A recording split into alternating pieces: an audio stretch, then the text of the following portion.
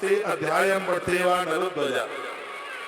इस अध्याय को जो मैं आपको सुना रहा हूँ, इसकी फलश्रुति लिखी है। इसको जो भी कोई सुनेगा या सुनाएगा तो कहते हैं कि उन्हें देव यज्ञ का फल प्राप्त हो जाएगा। ये ऐसी अद्भुत कथा का वर्णन किया गया है।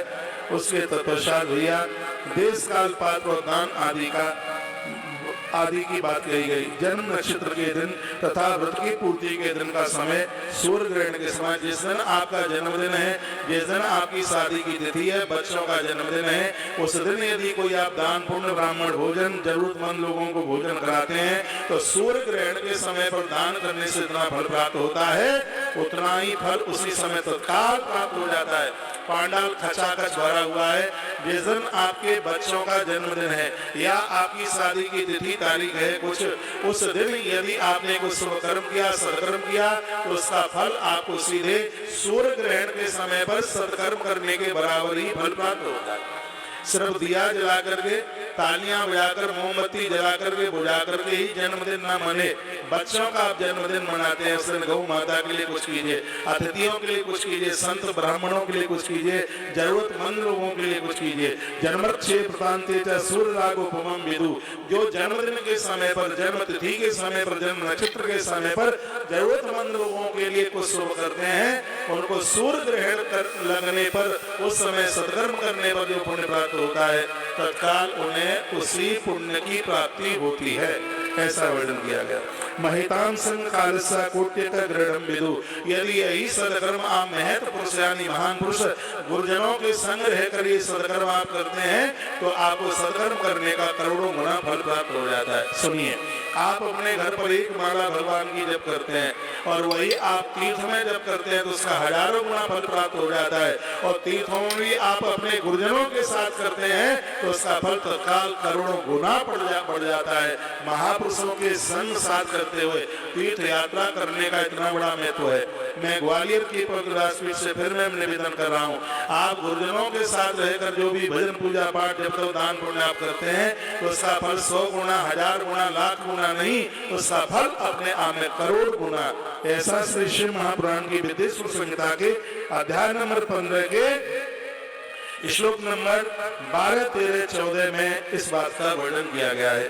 महापुरुषों के साथ, गुरुजनों के साथ किए गए सत्कर्म का इतना 12 नंबर का श्लोक है। महतां पुरुषो संकालस्य कोट्या गृढ़ं विदु। महत पुरुष यानी महापुरुषों के साथ किया गया सत्कर्म आपके लिए करोड़ों गुना फलदायी होता है। इसलिए कहा जाता है साधु संग साधु संग साधु संग रमिए। महापुरुषों का साथ कीजिए।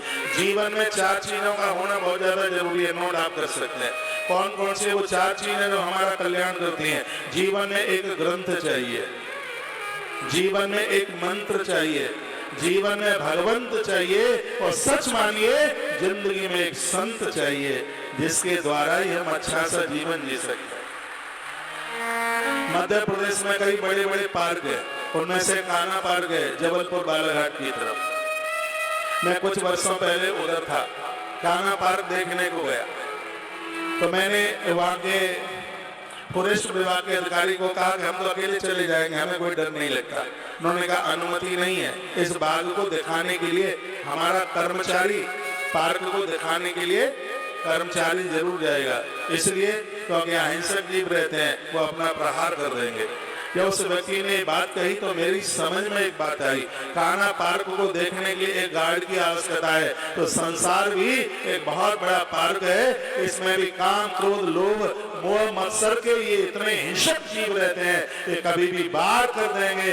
यदि महापुरुष जैसे गार्ड के संग चलोगे तो आप अपने आप को सुरक्षित पाओगे। संसार के पार्क में आपके ऊपर कोई खतरा नहीं हो सकता। इसलिए जीवन में एक संत चाहिए, जीवन में एक ग्रंथ चाहिए, जीवन में एक मंत्र चाहिए और सच मानिए जीवन में भगवंत चाहिए। इन चारों का होना बहुत ज्यादा जरूरी है तो अच्छी बात है और नहीं है तो कृपया रिक्त स्थान की पूर्ति कीजिए। 4 बातें बताई हैं, एक मंत्र चाहिए, एक ग्रंथ चाहिए, भगवंत चाहिए और जीवन में संत चाहिए।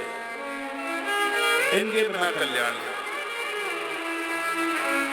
इनके बिना शांति नहीं मिलती, इनके बिना अभिमान समाप्त नहीं होता। जिस समय मेरे प्रभु श्री राम जी का विवाह हो गया, अवध में आए, आरतियां उतारी गई, दरबार लिए गए गुरुदेव विश्वामित्र जी कुछ दिनों के लिए अवध रहे। एक दिन की बात थी, अवधेश नरेश दशरथ को गुरु विश्वामित्र ने कहा, राजन अब हम जाना चाहते हैं, बहुत दिन हो गए। महाराज दशरथ बहुत रोए, जो अपने बच्चों को दे नहीं रहे थे। और आज वो क्या कहते हैं, नाथ सकल संपदा तुम्हारी, मैं सेवक समेत सुत नारी, मेरे पास जो भी कुछ है वो सब आपका है। आज मैं अपनी पत्नी और पुत्रों सहित मैं आपका भगत हूँ। गुरुदेव बस कृपा करते रहना, हम लोगों को आप भुला न देना। महाराज दशरथ की आंख में आंसू आए, गुरुदेव विश्वामित्र उन आंसुओं को पहुंचने लगे। इतने में प्रभु श्री राम जी का आना हो गया।